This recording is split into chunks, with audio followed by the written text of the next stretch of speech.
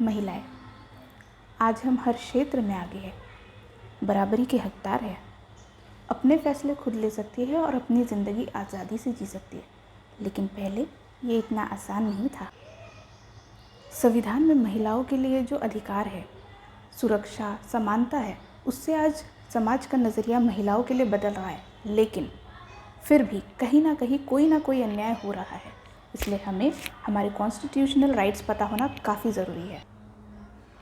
So hello friends, constitutional rights पता होना बेहद ज़रूरी है ताकि सही समय पर सही अधिकार का सही उपयोग करके हम हमारे और देश की उन्नति का भाग बने। डोमेस्टिक वायलेंस एक्ट 2005 किसी भी तरह का घरेलू हिंसा किसी भी महिलाओं के साथ हो रहा है, यदि ये उनके पति या उनके रिलेटिव्स किसी भी तरह की हिंसा उनके साथ कर रहे हैं, तो ऐसे में वो महिला एक पिटीशन फाइल कर सकती है।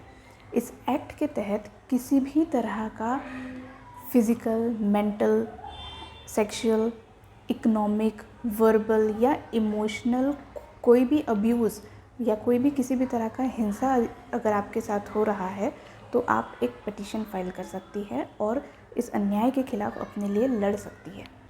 यदि कोई भी महिला डोमेस्टिक वायलेंस से पीड़ित है या आप अपने आसपास ऐसी किसी महिला को जानते हैं, तो आप 0 FIR फाइल कर सकते हैं। इसके बारे में हम आगे भी जानेंगे। और 1091 इस हेल्पलाइन नंबर पर कॉल करके आप अपने लिए मदद ले सकती है। प्रोटेक्शन अगेंस्ट हरेसमेंट, आपके वर्किंग प्लेस पे अगर किसी भी तरह का सेक्सुअल हरेसमेंट आपके साथ हो रहा है या आपके आसपास किसी के साथ हो रहा है, तो ऐसे में आप एक कंप्लेंट फाइल कर सकते हैं।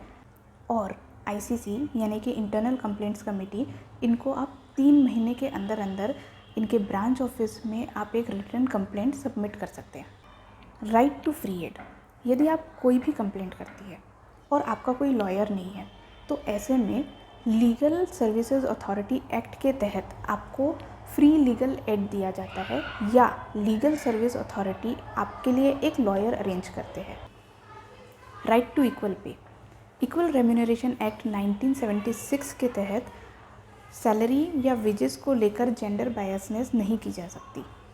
Under article 39D of Indian constitution ये इंश्योर करता है कि आदमी हो या औरत, समान काम का समान वेतन मिलना अनिवार्य हो।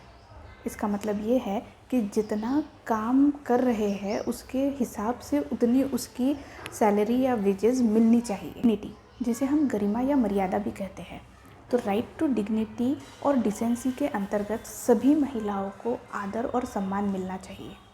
किसी भी तरह का हैरेसमेंट, अब्यूज़ या वायलेंस जो कि किसी भी महिला के गरिमा को भंग करता है, ये एक्ट उससे प्रोटेक्ट करता है और ये इंश्योर करता है कि सभी महिलाएं बिना किसी डर के रहे और अपना काम कर सके। Right to equality, article 14 to 18 के तहत कानून के सामने सभी नागरिकों के साथ समान व्यवहार किया जाएगा। लिंग, जाति, नस्ल, धर्म या जन्म स्थान के आधार पर किसी के भी साथ कोई भी अनुचित व्यवहार नहीं किया जा सकता। कानूनी समानता के अंतर्गत कानून के सामने हर व्यक्ति समान है। सामाजिक समानता के अंतर्गत जाति, नस्ल, धर्म, इसके आधार पर किसी के भी साथ कोई भी भेदभाव नहीं किया जाना चाहिए। आर्थिक समानता, इसके अंतर्गत प्रत्येक व्यक्ति को समान रूप से धन का लाभ लेने का पूरा अधिकार होना चाहिए। राजनीतिक समानता, इसके अंतर्गत सभी को वोट करने का, चुनाव लड़ने का और सार्वजनिक पद धारण करने का समान अवसर मिलना चाहिए।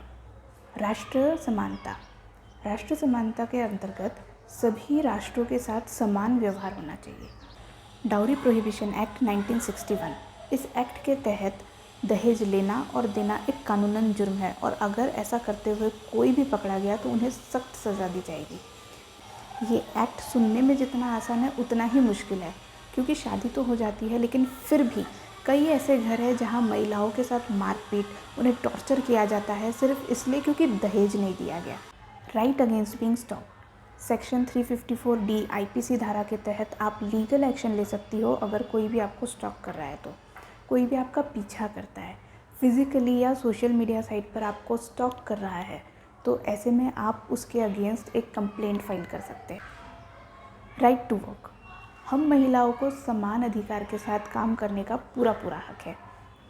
Equal remuneration act 1976, maternity benefit act 1961 और सेक्सुअल हरेसमेंट एक्ट 2013 के तहत ये सारे एक्ट इंश्योर करते हैं कि हम महिलाएं अपने वर्किंग प्लेस पे सेफली और बिना किसी डर के काम करें। मैटरनिटी बेनिफिट एक्ट 1961, इस एक्ट के तहत हमको पहले 12 वीक्स की मैटरनिटी लीव मिला करती थी, जिसे अभी 2017 के अमेंडमेंट के बाद बढ़ाकर 26 वीक्स की गई है और मैटरनिटी लीव लेने पर हमारी सैलरी नहीं काटी जाती।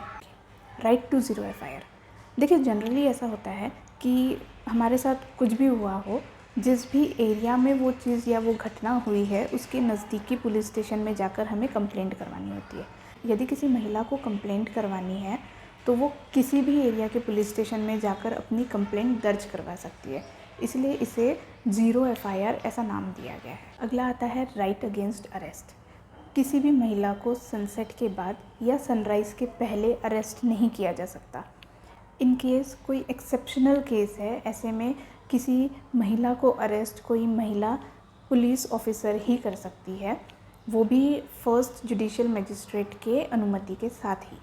Medical termination act 1971, according to section 3 और 4 of the medical termination of pregnancy act 1971, कोई भी लड़की जो कि 18 साल से कम उम्र की है उसे ये अधिकार है कि वो अपने प्रेगनेंसी को टर्मिनेट करवा सकती है अपने जो भी उनके माता पिता है या कोई भी उनके जो गार्डियंस है उनके अनुमति के साथ। और किसी भी महिला को, फिर चाहे वो मैरिड हो या अनमैरिड हो, up to 20 weeks of pregnancy को टर्मिनेट करवाने का पूरा अधिकार है। राइट टू स्त्रीधन, अपने पूरे लाइफ टाइम में एक महिला को जो भी चीज़ें मिलती है, उसके शादी से पहले, शादी के समय या शादी के बाद मिलने वाले गिफ्ट्स या फिर चाइल्ड बर्थ के समय मिलने वाले गिफ्ट्स, उन सभी चीज़ों या फिर उसकी खुद की अर्निंग्स भी, इन सभी चीज़ों पर सिर्फ़ और सिर्फ उस महिला का ही अधिकार है, कोई उसे क्लेम नहीं कर सकता। और हिंदू सक्सेशन एक्ट के सेक्शन 14 के तहत किसी भी हिंदू महिला का जो भी स्त्री धन है उसकी वह अकेली हकदार है, कोई भी उस पर अपना अधिकार नहीं जमा सकता, उस पर क्लेम नहीं कर सकता। Right not to be called at the police station for interrogation, इस एक्ट के अंतर्गत किसी भी महिला को अपना स्टेटमेंट देने के लिए पुलिस स्टेशन जाना ज़रूरी नहीं है। किसी भी महिला का इंटरोगेशन कोई भी महिला कांस्टेबल उसके परिवार वालों के सामने उसके रह रहे स्थान पर ले सकते हैं। ये कुछ ऐसे अधिकार हैं हमारे जिनके बारे में हमें पता होना चाहिए। हम महिलाएं आज मर्दों से बराबर के बराबर में काम कर रही है।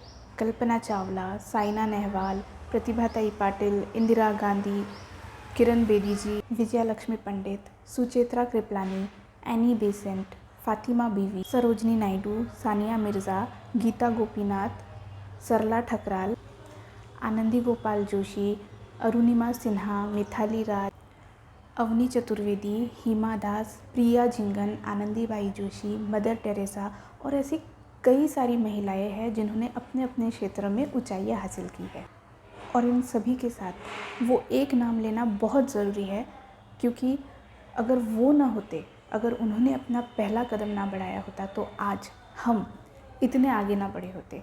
और वो नाम है हमारे देश की पहली शिक्षक महिला सावित्रीबाई फुले जी का। कहते हैं किसी आदमी की तरक्की के पीछे उसकी औरत का हाथ होता है, लेकिन सावित्रीबाई जी, इनके तरक्की के पीछे इनके पति ज्योतिराव फुले जी का हाथ है।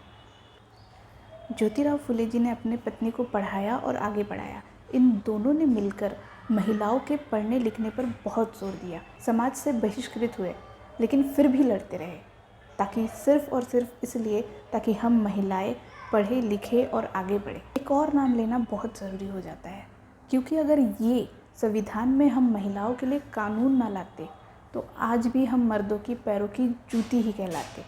जी हाँ, मैं बात कर रही हूँ डॉक्टर BR अम्बेडकर जी की। आज हमारे माता पिता जब ये कहते हैं कि हम लड़का लड़की में भेदभाव नहीं करते, आज महिलाएं मर्दों से कदम मिलाकर उनके बराबरी से चलती है। हम बिना डरे देर रात घर से बाहर रह सकते हैं, अपने पसंद के कपड़े पहन सकती है और इंडिपेंडेंट रह सकती है। तो वो इन्हीं लोगों के संघर्ष का नतीजा है कि आज आप और मैं खुली हवा में सांस ले सकती है। वुमेंस डे सेलिब्रेट करना, किसी को विश करना बहुत आसान है, लेकिन आज जिनकी वजह से हम इस दिन को इतने अच्छे से सेलिब्रेट करते हैं वो ज्योतिराव फुले, सावित्रीबाई फुले और डॉक्टर बी.आर. अम्बेडकर जी। इन्हें याद करके हमें एक थैंक यू फील करना भी उतना ही ज़रूरी है। किसी ने खूब ही कहा है, जब एक आदमी शिक्षित होता है तो वह शिक्षा सिर्फ उस तक सीमित रहती है, लेकिन जब एक औरत शिक्षित होती है तो पूरी पीढ़ी शिक्षित होती है, उसका समाज और उसका देश शिक्षित होता है। और इसी के साथ मैं Nikita signing off for now. Happy women's day lovely ladies.